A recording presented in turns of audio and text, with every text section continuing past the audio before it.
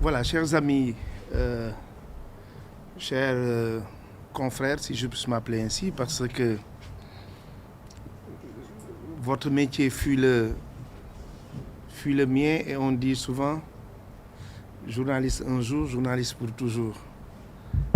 Je vous remercie d'être présent à ce point de presse, je précise, c'est un point de presse qui a pour but d'éclairer la lanterne des Sénégalais sur un débat instauré par l'apparition d'un article qui évoque le taux de chômage au Sénégal et qui place notre pays dans une zone rouge en termes d'emploi et en termes de taux de chômage. C'est la raison pour laquelle je voudrais tout d'abord vous dire que l'Organisation internationale du travail explique le chômage comme la situation de la main-d'œuvre disponible à travailler, qui est à la recherche d'un emploi, mais qui ne réussit pas à en trouver. Donc, il ne s'agit pas pour nous de venir dénigrer un organe de presse. Loin s'en faut. Nous ne sommes pas venus apporter un démenti. Je suis venu parce que j'ai eu la chance, par la confiance du président de la République, d'être à un poste de directeur général de l'Agence nationale de la maison de l'outil, sous le couvert du ministère de la formation professionnelle, de l'emploi et de l'artisanat, occupé cette fonction pendant 8 ans et j'ai été témoin de tous les sacrifices consentis par l'État du Sénégal pour l'insertion et l'emploi des jeunes. Je ne polémique pas, mais c'est ma liberté. Et laissez-moi apprécier et assumer cette liberté de donner la bonne information aux Sénégalais. Quand je dis que je ne polémique pas, qu'il ne s'agit pas de polémiquer avec un organe de presse, c'est juste également pour vous dire que ce n'est pas la première fois que des organes de presse dans le monde traitent d'informations de manière avec une bonne foi, mais sur la base de documents malheureusement qui s'avèrent faux. Je vous rappelle qu'en 2006, c'est arrivé au prestigieux journal New York Times qui a eu à traiter un témoignage de Bertrand Delanoë alors que celui qui se présentait comme tel était un faux personnage. C'est vous dire que ça arrive dans le métier du journalisme. Donc si ça arrive, c'est à nous, pouvoir public, d'apporter la bonne réponse. Il a été dit que le Sénégal occupe est le 3e pays où on compte le plus grand nombre de chômeurs, avec un taux de 48%. Je voudrais juste vous donner la bonne information.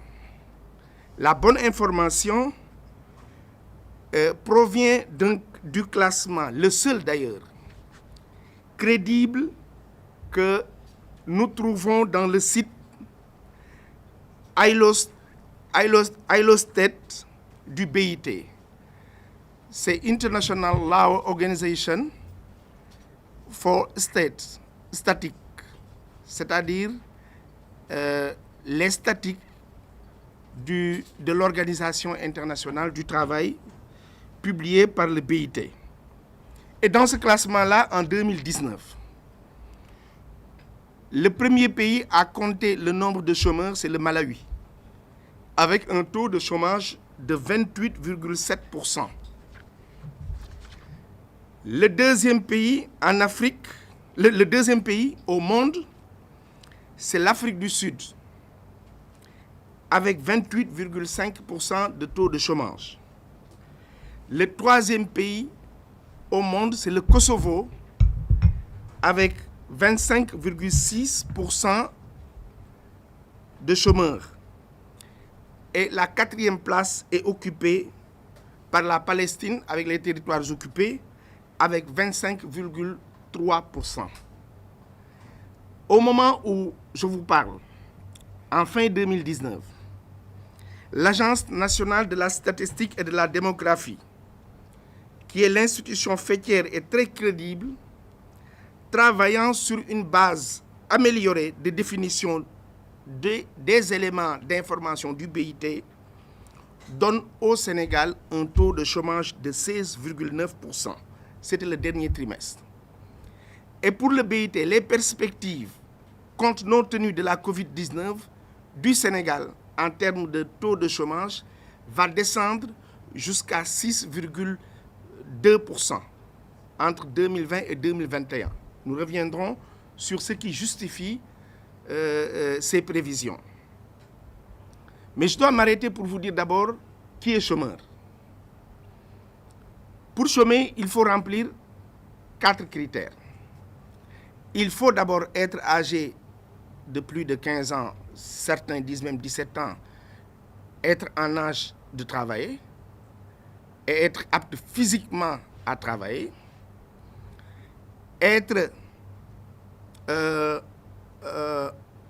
avoir une qualification, ça c'est un, être dans la population active, être en quête active de travail et ne pas trouver du travail, ne pas trouver d'emploi. Je me répète, pour être chômeur, il faut être en âge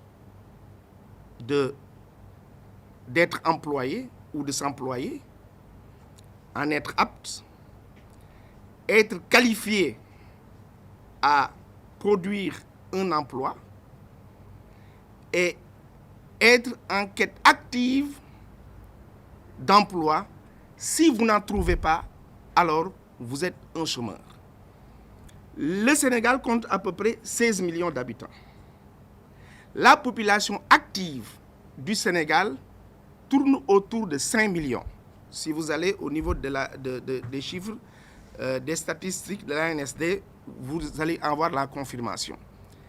La population inactive, c'est-à-dire c'est les vieux, les retraités, les enfants, les malades, ceux qui sont en prison, ceux qui sont inaptes pour le travail, tourne autour de 10 millions. Donc aujourd'hui au Sénégal, il y a tout au plus 9 980 000 chômeurs qui peuvent se considérer comme tels.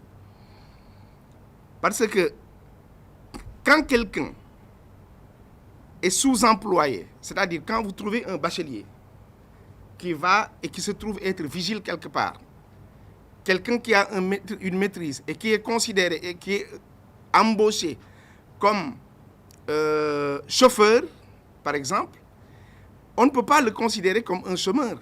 On peut le considérer comme un travailleur pauvre. On peut le considérer comme un sous-employé, mais il n'est pas dans le rang des chômeurs. Quand quelqu'un également a toutes les qualifications, parce que aussi, on n'est pas en train de faire de la littérature, mais les choses ont un nom. Le BIT travaille à partir de ces chiffres. Et pour vous dire que quand quelqu'un a toutes les qualifications et reste chez lui, sans pour autant aller chercher du travail, on ne le considère pas parmi les chômeurs. Je pense que nous devons, au plan sémantique, régler un certain nombre de problèmes, lever certaines équivoques pour pouvoir aller maintenant à l'essentiel. Et je dois vous informer que le président de la République, son Excellence Macky Sall et son gouvernement ont pris des mesures courageuses, inédites. Parce que qu'est-ce qui s'est passé? Quand le président Macky Sall est arrivé, on lui disait souvent que 7 jeunes sur 10 qui veulent travailler n'ont pas de formation. Alors, il a créé le ministère de la formation professionnelle. Il a mis en place un certain nombre de dispositifs, mais le plus important, c'est que ce qui était appelé la CFCE, c'est-à-dire la contribution forfaitaire à la charge de l'employé, que toutes les entreprises sortent comme taxe, était reversé à l'État. Le président arrivé, c'est 25 milliards, il l'a mis sur le compte de la formation professionnelle. C'est la raison pour laquelle, pas plus tard que l'année dernière, en 2019, 36 000 jeunes ont reçu des bourses de formation par le biais du 3FPT. L'ONFP, au cours de l'année 2019, a mis en œuvre 151 opérations de formation à travers le territoire national, qui correspond à 3 413 bénéficiaires, dont 72% sont des travailleurs venant soit du secteur formel, soit du secteur informel, et les 28% reflètent la part de formation initiale des autres demandeurs. Le président a créé aussi l'ADER, qui a financé plus de 200 000 bénéficiaires. Le président de la République a créé ce qu'on appelle le PFDSE, programme qui s'occupe d'écoles-entreprises et qui permet aux jeunes d'être employés et d'être en formation et d'avoir une pécule qui tourne autour de 40 000. L'Agence nationale de la maison de l'outil, que j'ai l'honneur et la charge de diriger, en 2012, il n'y avait que 2 maisons de l'outil qui fonctionnaient et qui fonctionnaient par convention. Aujourd'hui, nous en avons une quinzaine dont les 10 sont fonctionnels. L'ANAMO a également accompagné 15 000 jeunes à l'insertion par le biais de la formation et la mise à disposition d'outils. Nous avons également pu installer un incubateur en cordonnerie à la maison de l'outil de Mékhé, suite à la formation de jeunes en Italie dans les domaines de la maroquinerie de luxe et de la confection d'accessoires. L'ANAMO a mis en place également une unité de formation et de prestation de services en mécatronique à Mbour. 250 professionnels en automobile ont été formés en mécatronique. La formation sur les métiers innovants avec un fort taux d'insertion, comme la réparation de téléphones portables, la blanchisserie, l'entretien et la réparation de matériel électroménager, la conduite de drones. Et pour vous dire que en 2012, je n'aime pas le mode comparatif, quand le président Macky Sall arrivait au pouvoir, l'ANAMO avait un budget de 250 millions. Aujourd'hui, on nous a placés à plus d'1 milliard. C'est donc vous dire qu'il y a des efforts soutenus qui ont été réalisés et qui nous met aujourd'hui à l'aise de vous dire qu'en termes d'emploi et d'insertion, nous n'avons pas de quoi rougir. Ce que je voulais vous dire aussi, vous donner comme information, c'est que les taux de chômage les plus élevés au monde aujourd'hui n'atteignent pas 30%. Maintenant, il y a 2 catégories. Il y a des pays qui viennent et qui déclarent. C'est la raison pour laquelle vous pouvez voir dans la sous-région, vous allez dans un pays, on vous dit notre taux de chômage c'est 11%. Certains même disent 5%, alors que c'est faux. Parce qu'ils n'ont beaucoup de pays, pour cacher la réalité et leur manque d'ingéniosité et de solutions aux problèmes de l'emploi des jeunes, ont refusé d'adhérer à ce qu'on appelle la norme spécifique de diffusion des données. La norme, tous les pays qui ont accédé, qui ont adhéré à la NSDD, c'est la norme spécifique de diffusion des données qui a été régie par le Fonds monétaire et la Banque mondiale pour créditer, pour rendre crédible et pouvoir dire, mais écoute, ce qu'on me dit en termes d'emploi des jeunes, en termes de chômage, en termes de... Est-ce que ça concerne la réalité? Le Sénégal a adhéré à cette norme depuis 2016, avec l'arrivée du président de la République. C'est donc vous dire que, je disais tout à l'heure que ce que nous avons comme taux de chômage le plus élevé au monde, n'accède pas à 30%.